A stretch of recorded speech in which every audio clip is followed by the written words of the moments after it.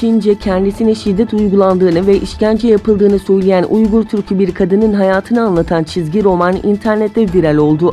Çeşitli dillere çevrilen Başıma Gelenler adlı çizgi roman son 2 günde tam 2,5 milyon kişi tarafından izlendi.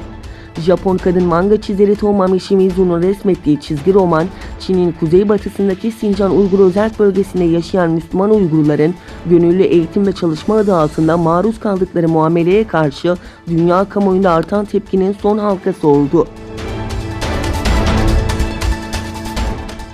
Uluslararası Araştırmacı Gazeteciler Konsorsiyumu tarafından yayınlanan gizli belgeler, Çin'in yüz binlerce Müslüman Uygur'u topladığı kamplarda sıkı bir gözetleme altında tuttuğu ve bir beyin yıkama sürecinden geçirdiğine işaret ediyor. Belgelere göre BM'nin insan hakları örgütlerinin ve birçok ülkenin tepkisini çeken söz konusu kampların arkasındaki kilit isim ise Uygurların konuştuğu Türkçe'ye oldukça hakim olan Zhu Hailun. Uluslararası Araştırmacı Gazeteciler Konsorsiyumu ile birlikte 17 medya organı ile paylaşılan söz konusu belgeler, Zhu Hailun'un kampların planlanması ve organize edilmesine kilit bir rol üstlendiğini ortaya koyuyor. Doğu Türkistan'da yaşayan milyonlarca Uygur Türk'üne zulmeden Çin yönetimine ABD, İngiltere ve Almanya'dan tepki geldi.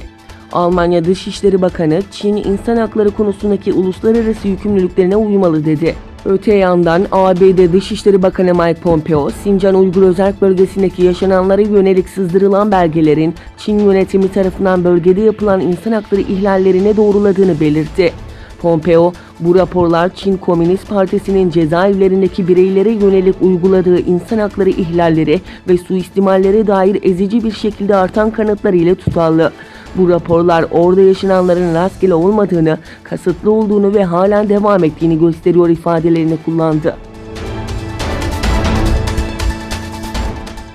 Çin Ticaret Bakanlığı tarafından yapılan açıklamaya göre Pekin saatiyle Salı günü sabah Çin Başbakan Yardımcısı Liu He, ABD Ticaret Temsilcisi Robert ve ABD Hazine Bakanı Steven arasında bir telefon görüşmesi gerçekleştirildi. Telefon konuşmasında ABD ve Çin'in ilgili konuların uygun yolla çözülmesi ve birinci faz anlaşma için geri kalan mevzularla alakalı olarak da temasların devam etmesi hususunda mutabık kaldıkları belirtildi. İngilizce yayın yapan China Daily gazetesinde de muhalefet adaylarının seçilmiş olmasının Hong Kong'un huzura kavuşmayacağı, uluslararası bir finans ve lojistik merkezi olarak önemini kaybetmeye devam edeceği anlamına geldiği yorumu yapıldı. Yerel seçimde Pekin yanlılarının uğradığı hüsran sonrası G20 Dışişleri Bakanları toplantısı için bulunduğu Japonya'da dün gazetecilere açıklama yapan Çin Dışişleri Bakanı Wang Yi, Hong Kong'da ne olursa olsun Çin topraklarının parçası olmaya devam edecek değerlendirmesinde bulundu. Hong Kong Kayıt ve Seçim Ofisi'nin verilerine göre oyların tamamının sayıldığı seçimde demokrasi yanlıları 18 seçim bölgesinin 17'sine ipi göğüslemişti.